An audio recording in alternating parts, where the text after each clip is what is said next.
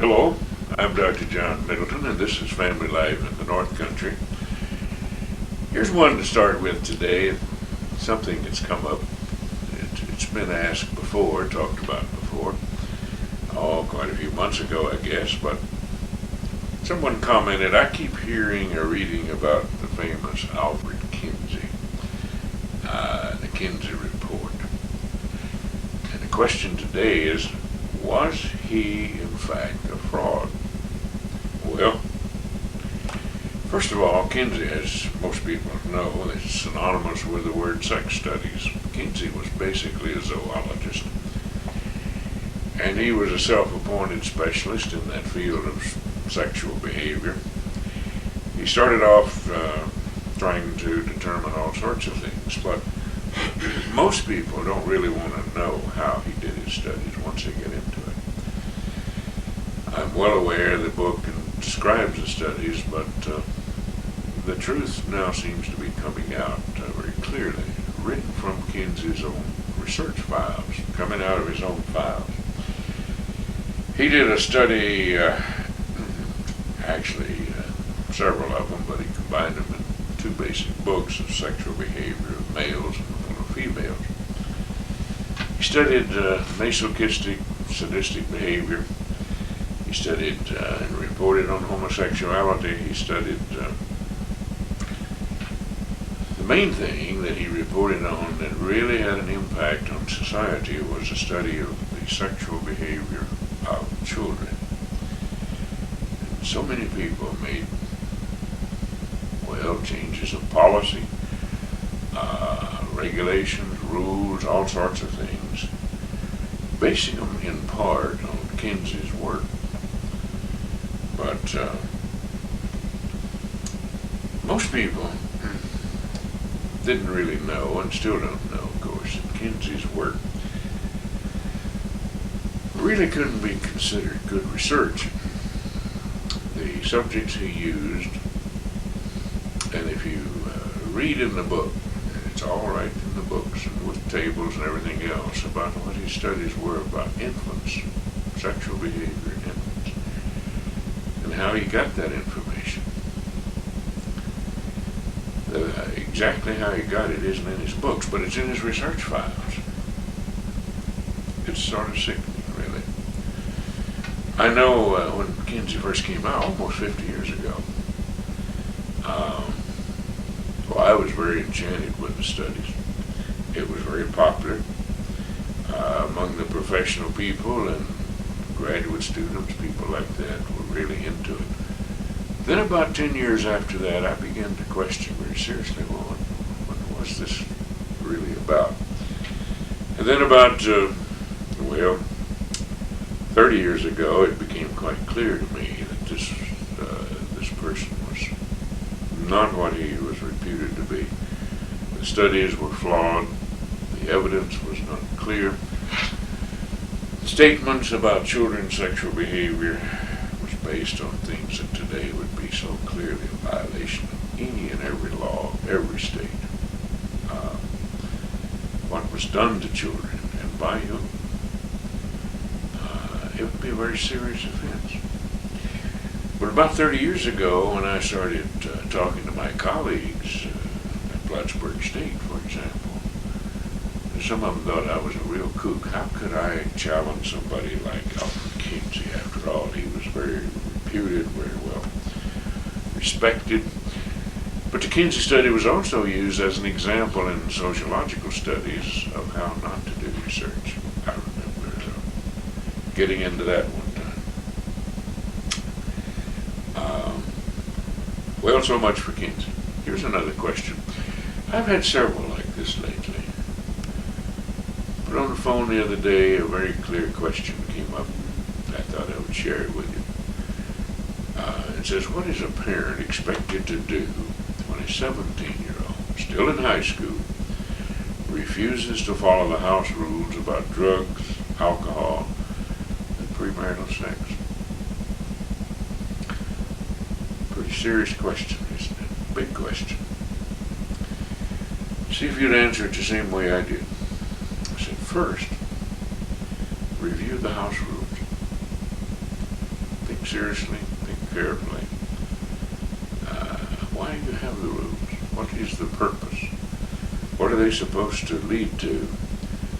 And for whom are these rules made? And then when you find these answers for yourself and your husband, this was a woman who called, are these rules serving the purpose? Now, secondly then, put these rules that you really find are serving your purpose, you want to keep them, put them in writing. You look at them, and you and your husband look at them, make sure you agree on them. You agree on what they are, why you have them, and what the purpose is. Third thing I suggested was to have a conference with the 17-year-old. Call him in, or her. Sometimes this happens to girls as well as boys. They come up and say, yeah, I don't believe in your house rules anymore. After all, I'm grown, don't you know? Society's changed. Well, if you're a 17-year-old, or 16, or 18, whatever the age might be, anyone living in your home, refuses to join a family conference, well, put these rules in writing, and give them to the person with a clear statement about what the consequences are. Now, you and your husband, you have to agree on what the consequences are. Don't make a rule you're not willing to live with yourself. Don't make a rule that you don't intend for it to be kept. If it's important enough to make a rule about whatever the behavior is, then you have to believe it enough for there to be consequences. What are the consequences? You have to think it over. You have to agree in advance. If it happens, if there's a violation, what do? Well, all of us make mistakes. Not a one of us hasn't fallen down. Not a one of us is always going to be on our feet the rest of our life. So we don't, the word crucify, we don't crucify people simply because of a mistake. But we set a model and we set an example and we expect people to follow it in the home.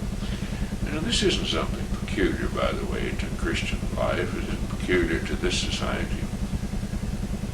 You live in this home, follow the rules. That same thing can be found in any society, anywhere in the world. The rules aren't the same, the expectations aren't the same, but what really happens, though, is that a person lives in a home. If I go visiting in your home, you'll expect me to follow your house rules. You come visit in mine, follow my house rules. Live here, follow the rules. I live at your place, I'll follow the rules. Why should children be different? Most of them aren't. I find that most of them, when they understand it, know the purposes. I'm sure they may not like the rules, if that's what they are, but most of them follow. Okay, here's another one. This is what happens to drug addicts.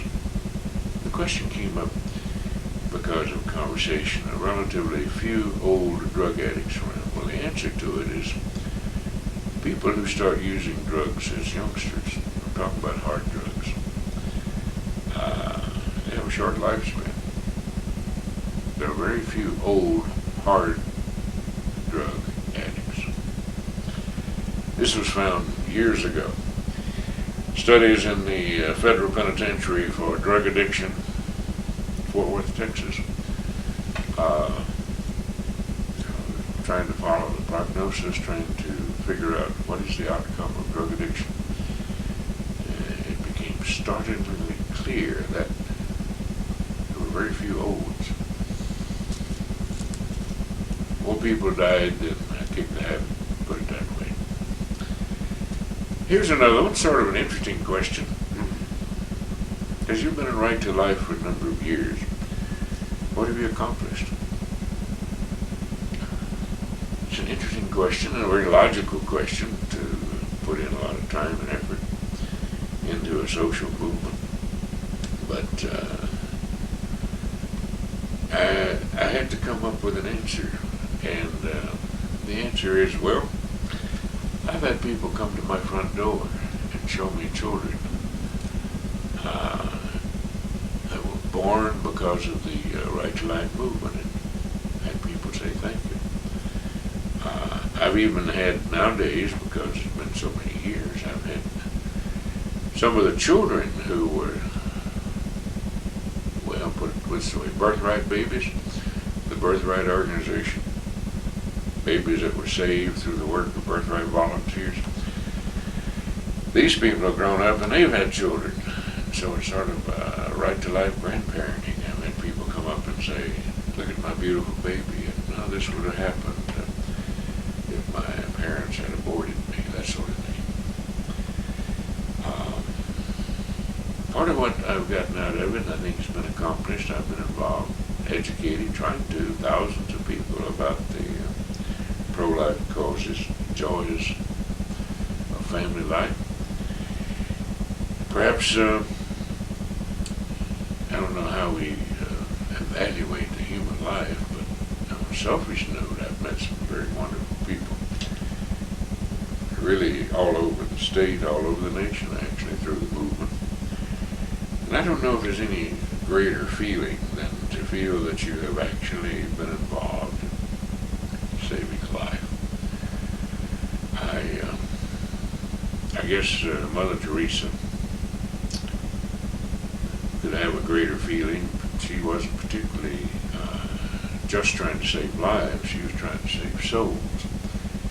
And with her feeling of accomplishments, maybe that would be something greater, but to have the feeling that you've really been instrumental in saving life is important. Now you think about this on another level.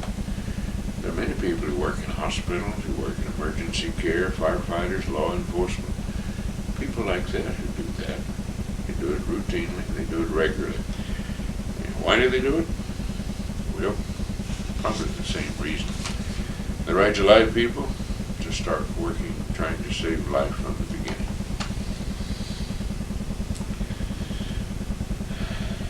Here's another question. It says, I recently heard some criticism about foster care. What do you think about foster care? Well, what do you think about foster care?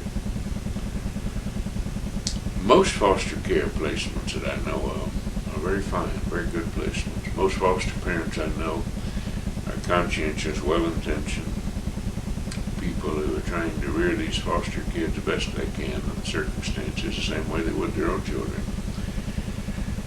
There was a recent study, though, and I've certainly been aware of some of the problems locally, too, that was comparing foster care in the 1990s, 1986, more recent studies, and foster children are 10 times more likely to be abused than children in the general public. 10 times more likely. Foster kids are sometimes put in situations that are just unacceptable, untenable. Foster care itself has increased 75% roughly in 10 years. And in Massachusetts, about 60% of all the criminals have a history of being in foster care. It's even higher in the state of California. It's about 70% there. Does foster care promote criminals? No, that's not what's that I'm suggesting. I think foster care is a result of broken families, torn up family life. I think it's a result of problems like that. Foster care can be very good, but if people had a commitment to family life, commitment to the children, people get married, if they had their sacred promises or holy promises, sacramental promises, include all the religions there, Catholic, Judaic, Protestant. If they really believed them, there wouldn't be much need of any foster care. Caseworkers who work in this field may have 100 families to deal with, and that's an awesome load. Most of them are conscientious. They're trying to do work, trying to do the best they can, but caseworkers can't solve the world's problems. They can just try to pick up some of the pieces. You see them, you talk to them. At the end of the day, I've been a caseworker. I know what it's like. I see them. I've trained them. These people try to do the best they can. Most of them in the nation aren't trained for their job. That's a reality. But perhaps the best training they need is a loving home life themselves. Not professional training necessarily. And that's very serious, isn't it? Sometimes professional training teaches people. The first time I saw the statement in writing, I thought it was strange that doctoral studies may actually harm a person's ability to counsel. I thought that was strange. The first time I saw that statement, I was in doctoral studies myself, and went on to express it. The study was about people and their ability, and it was basically saying, when we formalize and get caught up in doing so much research, which is required in the higher degrees, then perhaps we're losing the real touch of working with people. So it comes back down to the best thing that most of us need is a good, warm, loving home, caring parents, stable, dependable, consistent. That's what we need more than any social workers, our counselors. All of us need that. Well, until another time, I'm Dr. John Middleton. This is Family Life in the North Country. Have a good one.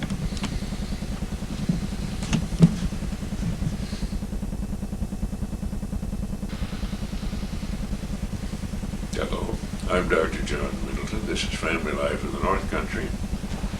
A few things to talk about for the program. And to start with, question arose about adoption. Do I favor adoption? And the answer is very clearly yes. I believe very strongly that adoptive parents can be very good. I favor it as a solution to quite a number of problems. You know, there used to be an organization, I haven't heard of it lately, but there used to be an organization called PAPA, PAPA, Prospective Adoptive Parents of America. And there were, I believe, 7 billion people in that group waiting to adopt a child. Interestingly, in adoption, I've seen a lot of adoptions, but most of them are called the gray market adoptions. The one I've seen, gray market, they're legal. They go through the court. They're just as legal as formal adoptions through agencies. But the adoptions I've seen that way seem to have worked out all right. They seem to have worked out well. People who were in the hospital, who could not take care of a child to be born, and adoptive parents come right to the hospital and pick up a child from the day one. And I favor that much more than putting a child once born for 6 months in foster care. I think those first 6 months are much too crucial for that child. The bonding that takes place between the child and the parents, I think, is so important. And as strange as it may seem, I've seen the baby go from the delivery room to the hands, the arms of the adoptive parents. All arranged through court. Nothing illegal about it. That's the kind of adoption that I really prefer. Everybody has it from the beginning. I don't think we should ever sacrifice a child to solve family problems. And that has so many moral implications and legal implications, ethical implications. That's just not the way to solve them. I'm also in favor of closed records. You know, I mentioned about those gray market adoptions. I worked for several years, 10 years at the Austin State Hospital in Austin, Texas, and that's where I saw a lot of this. And we had excellent facility. It was a fully accredited hospital. We had excellent facilities, at least met all the standards of accreditation. And at one time, while I was there, it was the largest psychiatric residency program in the world. And we tried to do a good job. We tried to do a lot of good things. One thing we did, when somebody came in, was pregnant, the family could not provide, circumstances were such, and we had a pregnant patient. We'd take care of the patient in our own medical facilities up to the delivery. And then we would suddenly transfer the patient to local municipal hospital for the delivery, and then bring the baby and the mother back if the adoption hadn't taken place. Most of the time we had arranged adoptions in advance. The record then on the baby, the place of the baby's birth, would not say mental hospital. It would say Breckenridge Hospital, Travis County, Texas. We did that. It cost us a little bit. The state auditor said we couldn't do that, but because there was no appropriation money to go provide for this sort of thing.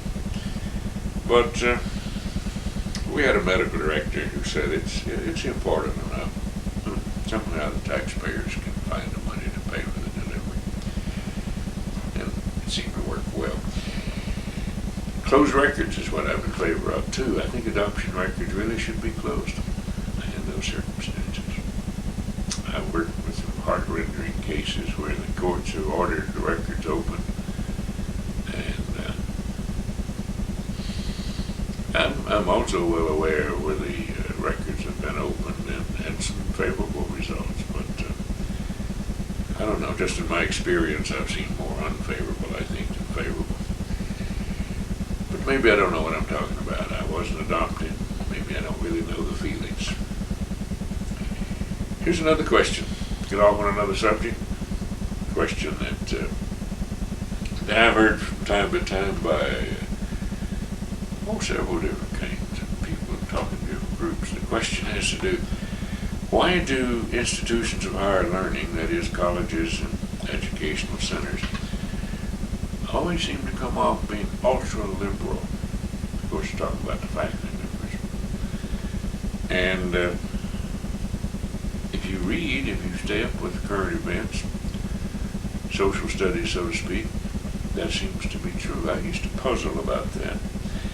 I used to say there's nothing quite so bigoted as a liberal graduate student. Do I still say it? I guess I do. Meaning, the liberal graduate students seem to me, the ones I used to be around, oftentimes seem to have a very narrow mind. If you didn't agree with them, you were wrong. Now, institutions of higher learning have a goal, a chartered purpose, and they're supposed to develop new ideas, to be a place for developing new ways, new techniques, whatever the particular institution may specialize in. And to develop new ways and new ideas, of course, it tends to foster liberalism. And some people think that's the only way. You can be politically incorrect if you're not a liberal.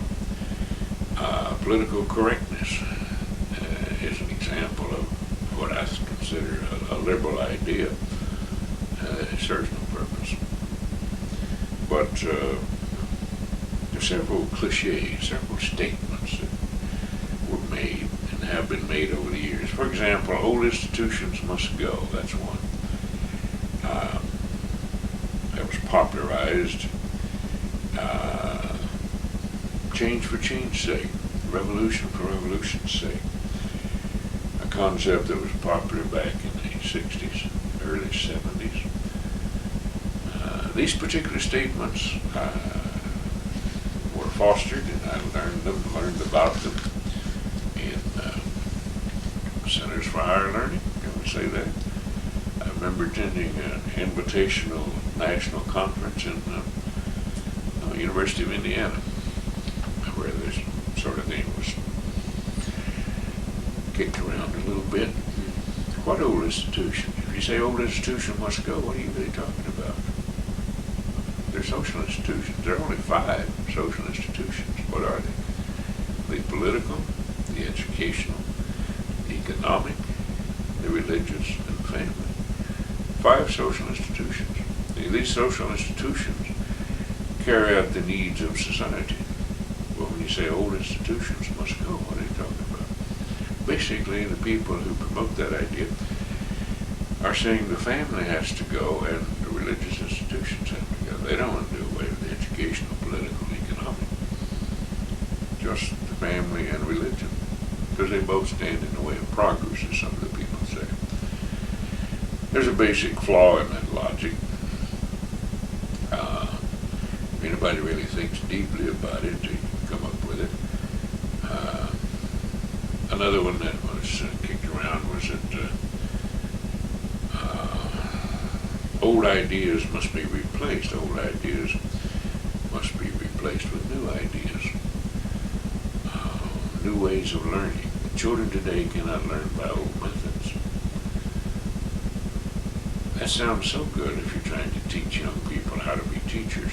So you're teaching them something that's going to give them a great handle on how to teach people. But in truth, old ideas are the foundation for new ideas.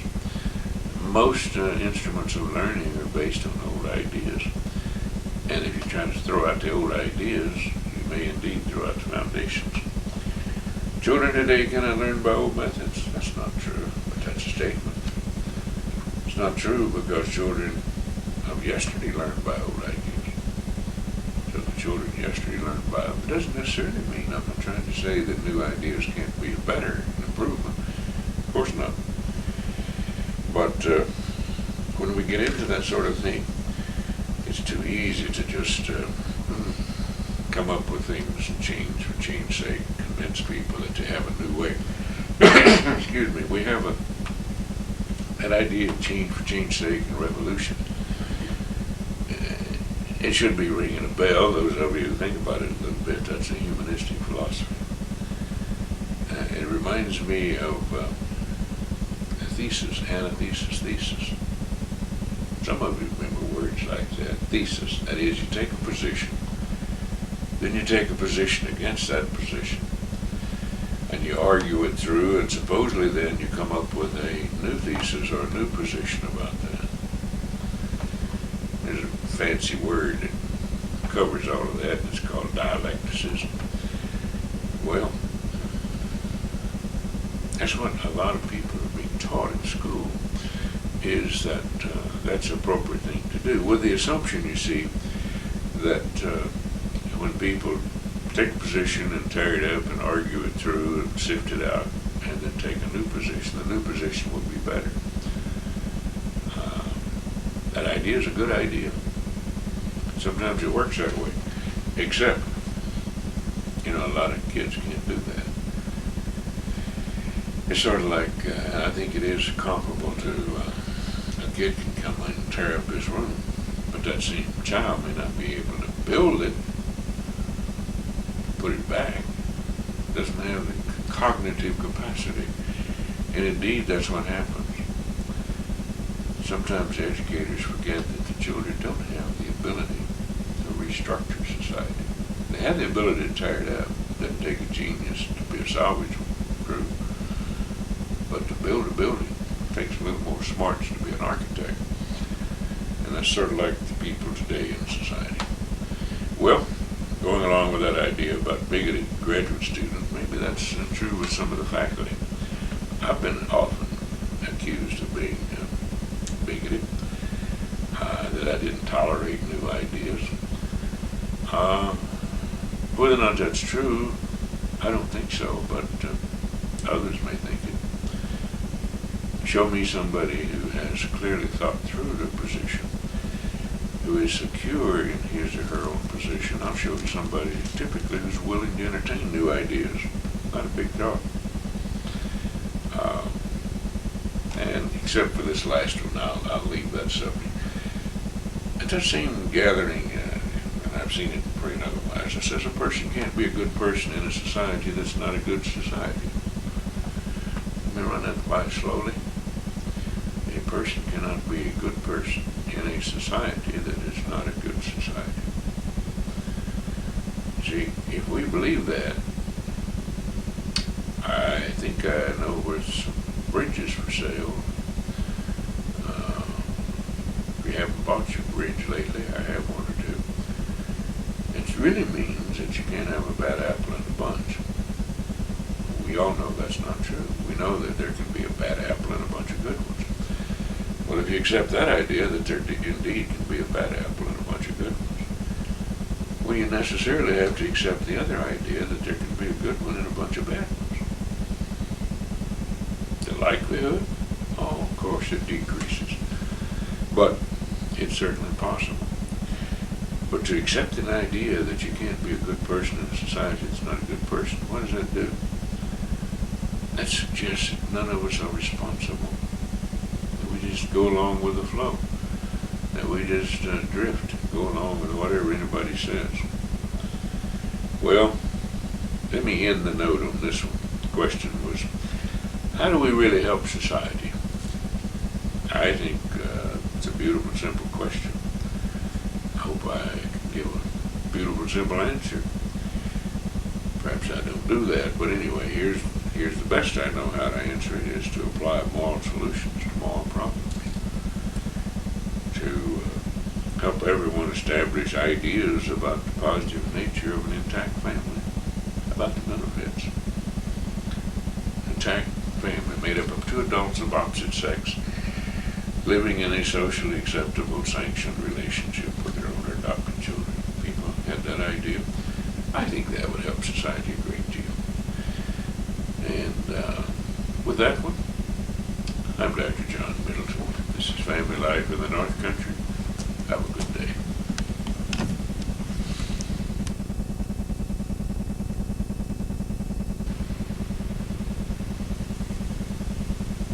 Hello, I'm Dr. John Middleton. This is Family Life in the North Country.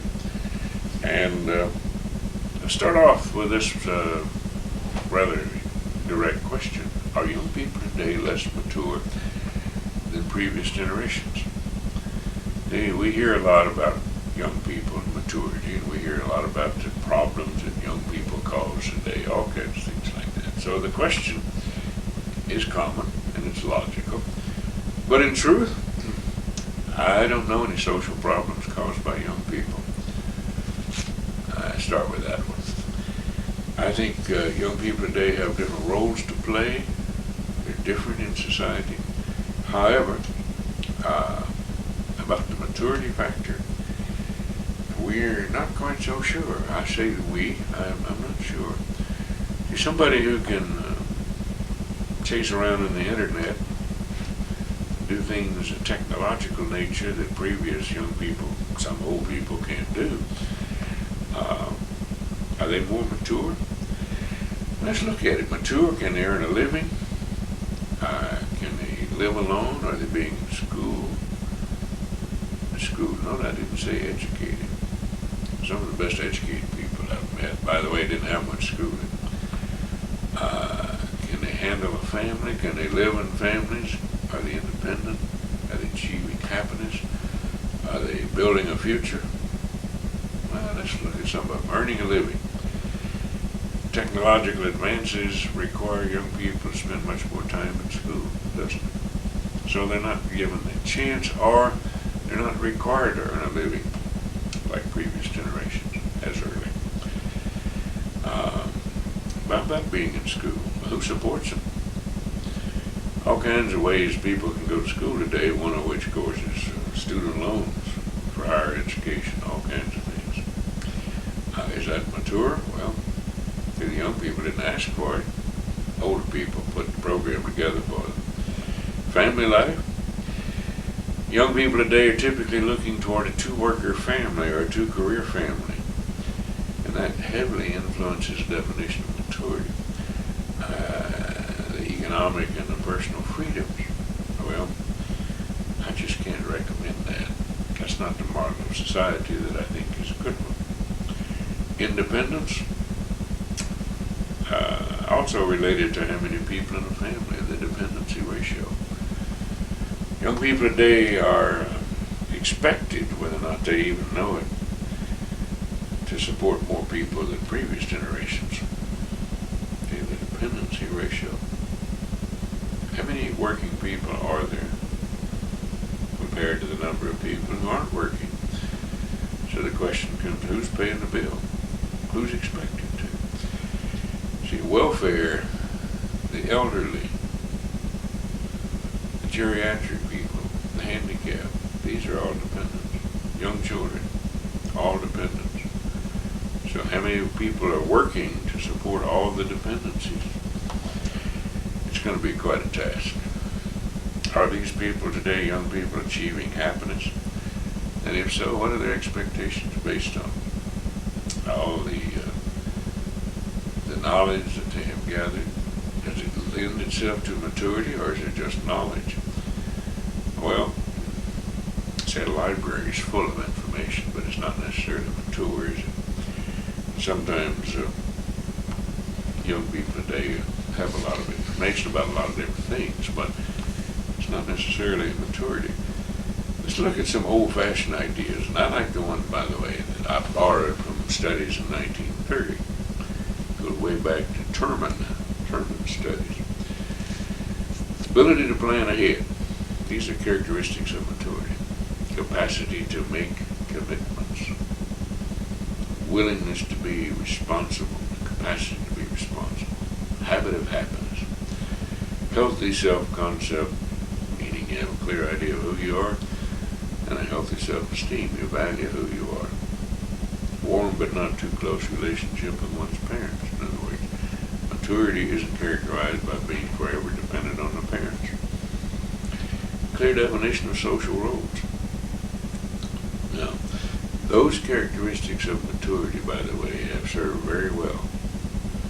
They are the characteristics that I use to evaluate people whether or not they're mature enough for marriage. They're also characteristics that were used when it was fashionable to do so, to really evaluate somebody's ability to be a good worker. Somebody to be a good employee. I think they're universally good characteristics to look for in maturity. And young people today, some of it not through their own fault. I don't think young people today are expected to be mature. They're expected to play some other role. Think about it. What's your definition of maturity? See, a lot of young people today think drugs, sex, and alcohol is characteristic of maturity. No. That's pseudo-maturity. That's a fancy word. But pseudo-maturity meaning people are acting a certain way as if that meant maturity, because that's the way older people act. Not so. Okay. Let's go on to another one. Said you were identified recently as giving a talk on the psychology of marriage. I often give talks on the psychology of marriage. The question is, what is it? What is that? Well, when I talk about the psychology of marriage, what I'm really talking about is going back to the old definition of psychology. Psychology. Study of the soul. So what I'm really talking about is the soul of marriage. And I think the soul of marriage is really what makes marriage different, distinct from simply a social contract. People agree to live together, share homes, houses, expenses, income. They can do that as a business venture, but that's not the soul of marriage. I think marriage has much more to it than that. It's the essence of marriage, and it involves the souls of the partners. It's kind of hard to study the soul of marriage if people who are married don't believe in souls. Here's a question. What is an adolescent? The question came up because a father was concerned about a son, and within 5 minutes somebody else came along concerned about adolescent daughter and adolescent. What is it? Well, I used to teach graduate courses and undergraduate courses, more undergraduate than graduate in adolescence, studying it. And the beginning points are much easier to identify than the end points. Most people would say, well, adolescence starts at a particular point when physical maturity starts changing, puberty, with menses and pubic hair, that sort of thing, is the first evidence of going into adulthood. But, more importantly, adolescent psychological behavior. An adolescent is hedonistic. In other words, they organize themselves around just pleasure principle, what they want to do for the fun of things. They like to be in groups. They like to talk. They're indifferent to the world at large as a group. They have low frustration tolerance. In other words, they want what they want when they want it. They don't want to wait for it. And they're not quite clear about their own self-concept. Now, those characteristics are healthy, ordinary, normal people at a certain age. See, at a certain age, those characteristics are more common than they are at other ages. So what is an adolescent? A person typically at a certain age, just maturing physically, who has, these people have these characteristics. And what you know, of course, if you think about it, that there's a lot of people in the world running around who have those same characteristics. They never grow up. Some people don't want to grow up. They like to play the game. It's very unclear when adolescent. I have books over here on adolescence. Some of them say adolescent lasts till age 25. You know, thinking about that sort of thing, I was thinking about young people that I saw, and I was in World War II. I was thinking, you know, a lot of those people didn't have adolescence. We didn't seem to have the time to be adolescent. We were growing up, and World War II came along, and basically the boys went from school to the military. The draft went down to 18. Some of us joined at 17. We were orienting ourselves toward the military before we even became old enough.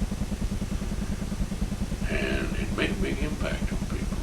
We didn't have time to fool around, except when under off hours, and oh indeed, of course, the military guys, soldiers, sailors, Marines, Coast Guard, Air Force people, Air Corps at that time, there wasn't an Air Force.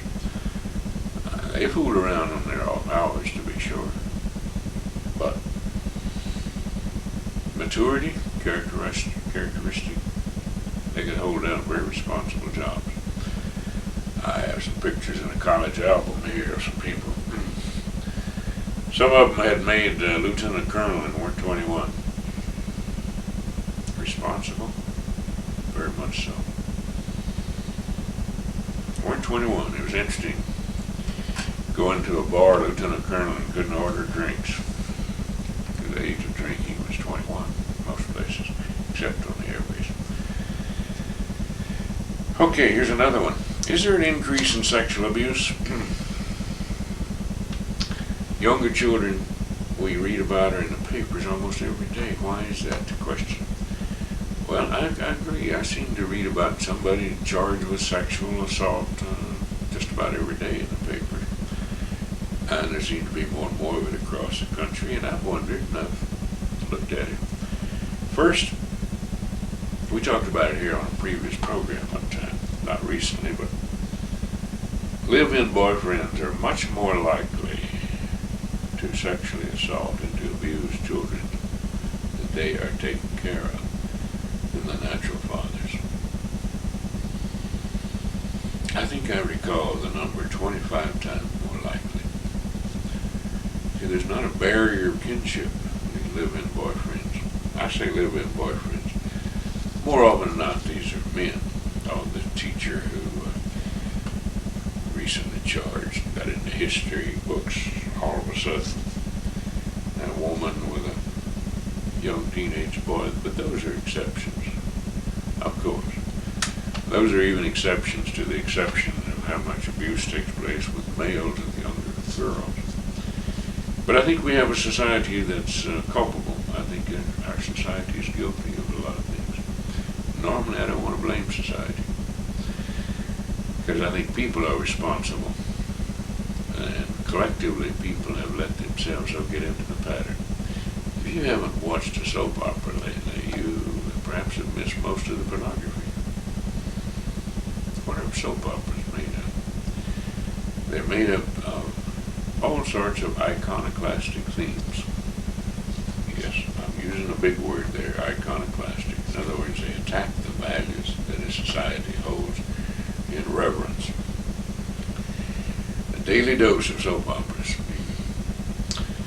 They would have been called X-rated movies when I was a youngster.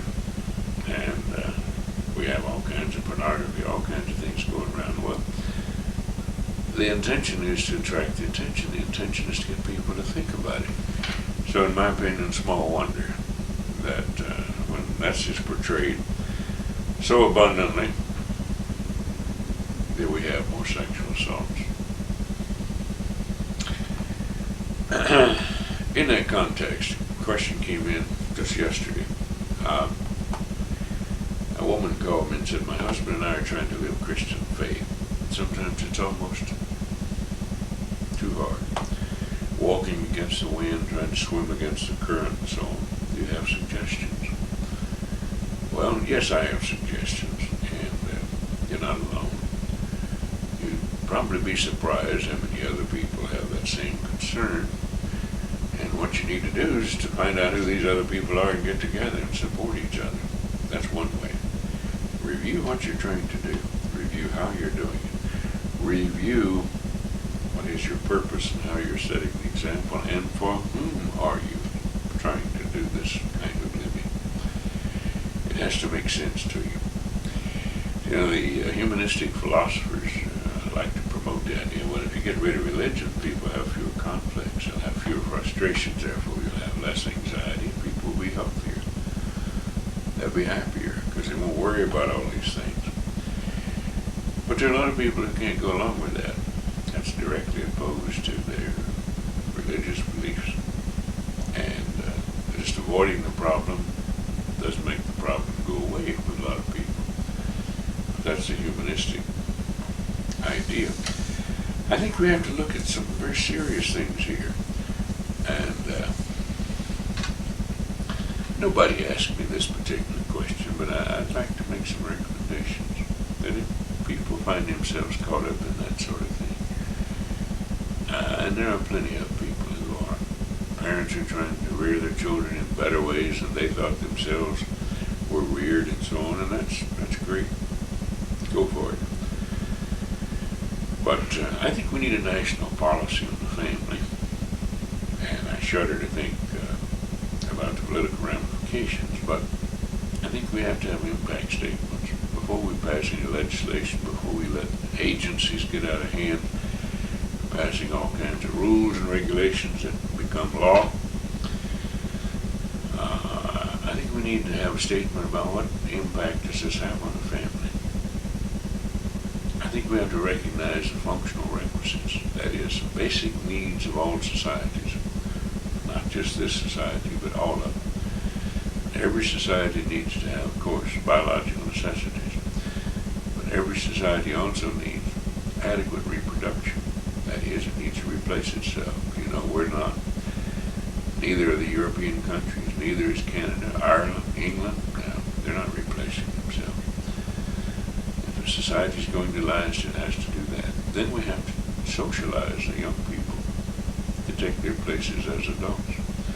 We have to maintain discipline and order. That's a given. If children aren't taught, and if adults don't maintain discipline and order, that society goes to pot and hurt. We have to have a motivation for survival. And of course, we have to have production, distribution of goods and services. I think our societies need these. That's not a guess on my part. That's well established. Any society has to have them. But when we back up and we look at something, I'd like to challenge you right now to think about a set of social rules. What rules would you say society needs to follow to improve society, to have a better society, a better world? Well, the same question was asked a few years back. We challenge you to think about it. And the same question had some answers given a few years back. Moses got some answers to the same question. Think about it. If we followed the laws of Moses, think about it. And I'm talking about any society, not just Christian societies, not just societies of Judaism. But if we followed those 10 commandments, think about it. Every society would have a religion that would respect the religion and have a day off to contemplate that religion. Every society would be honest. That is, the people who follow those basic commandments. Honesty, integrity, respecting parents. There would be no adultery. There would be no premarital sex. Be no, really not even any jealousy. Now, would those rules apply to society? Any society? Anywhere in the world? I think they would. I think it's a real challenge. I'll challenge you to think about it. Until another time, I'm Dr. John Middleton. This is Family Life in the North Country.